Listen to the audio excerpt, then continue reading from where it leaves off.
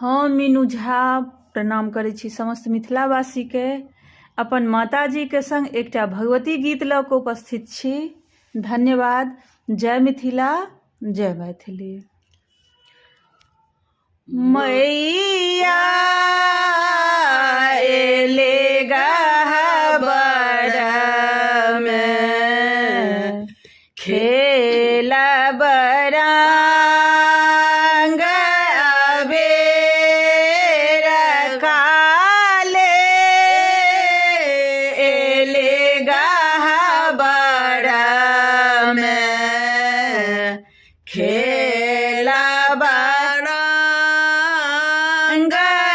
अबेर कथिए चढ़ल माता दुर्गा एले हे। कथिए चढ़ल माता दुर्गा एले हे। कथिए चढ़ल काली माए माता एले गहबर में खेला बरंग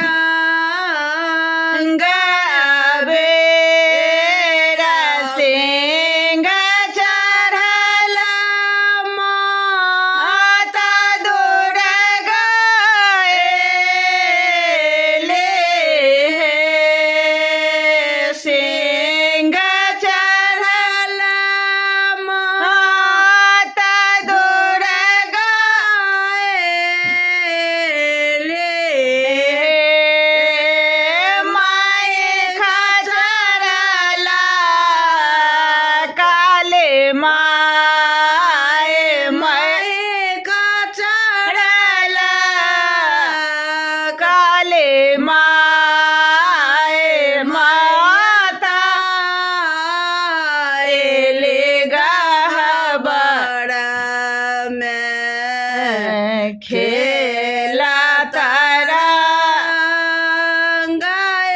अबेर किनका के हाथ त्रिशूल बिराजने।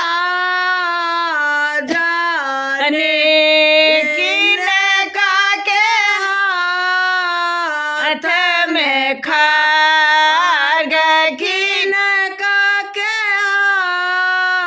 हाथ में खड्ग माता एले गहबर में खेला तरंग अबेर दुर्गा के हाथ चक्र त्रिशूल बिराजने। काले के हाथ में खड्ग काली के हाथ में खड्ग माता एले गहबर में खेला तरंग अबेर दुर्गा के शोभा लाल चुनरिया हे। काले के आरहुल फूल माता के आरहुल फूल मैया एले गहबर में